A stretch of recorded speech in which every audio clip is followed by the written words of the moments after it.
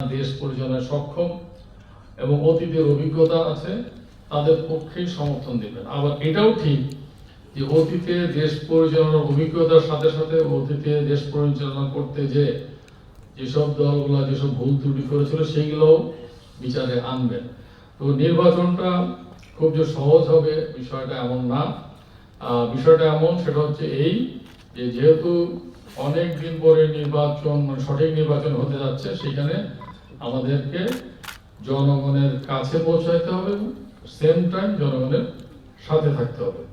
এই জন্য থাকতে হবে যে আমাদের দল, আমরা মনে করেন বিশ্বাস করি যে জনগণই সকল ক্ষমতা উৎস এবং এই রাষ্ট্রের মালিক আসলে জনগণ। এটা আমাদের সংবিধানে আছে এবং এটাই বাস্তবতা।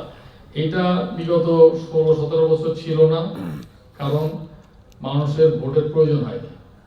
আমরা যারা বাংলাদেশী জাতীয়তা বিশ্বাস করি, আমরা যারা সংবিধানে বিশ্বাস করি, আমরা মনে করি যে জনগণ যে মালিক, সেই মালিকানা প্রমাণ করার জন্য প্রতি 5 বছর অন্তর অন্তর একটা ভোট হওয়া উচিত, যাতে করে জনগণ তার ইচ্ছা মতো ভোটের অধিকার প্রয়োগ করতে পারে এবং তাদের মনের মতো সরকার পরিবর্তন করতে পারেন অথবা কারা সরকারে আসবেন সেই সিদ্ধান্তটা নিতে পারেন।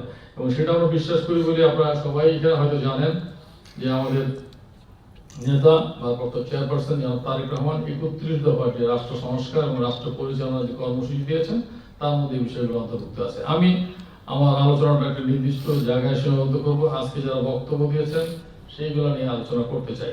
আর আপনাদের কাছে আমার এক্সপেকটেশনটা কি সেটা বলতে চাই। সেইটা অনুযায়ী আপনারা কাজ করতে পারেন নাও পারেন, জোর জবরদস্তি কোনো বিষয় না, আবেদনের বিষয়। আমি প্রথমেই ধন্যবাদ জানাচ্ছি যারা এই অনুষ্ঠানটা আয়োজন করার জন্য উদ্যোগ নিয়েছেন। কারণ আমি বেসিক্যালি কিন্তু যে যাই বলেন, আমি বেসিক্যালি একটু অলস এই সেন্সে যে কোনো কিছু নিয়ে আমাকে ইনসিস্ট না করলে আমি সহজে করি না, আবার যখন যেটা করি তখন সিরিয়াসলি করি, মানে সিরিয়াসলি করি। সো আপনাদের কাছে আমার দাবিটা স্বার্থপর মতো বলি, যারা এখানে ইয়াং জেনারেশন আছেন, প্রথমেই যে সোশ্যাল মিডিয়াতে আমাদেরকে আরো বেশি করে অ্যাক্টিভ হতে হবে।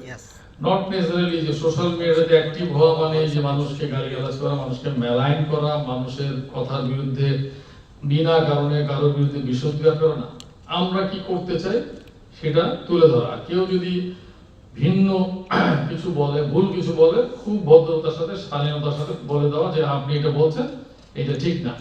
এটা পাল্টা যুক্তি অনুযায়ী দেন, ওই জায়গায় থেমে যায় ভালো, কারণ মানুষ এগুলা পছন্দ করে না। যেটা আপনার ভালো জিনিসটা তুলে ধরেন অন্য সাথে। কারণ সোশ্যাল মিডিয়াতে আমি খুব বেশি অ্যাক্টিভ না, এর অন্যতম প্রধান কারণ আমি দেখি এখানে মূলত ব্যক্তিগত বন্দনা, স্তুতি এটা বেশি হয়।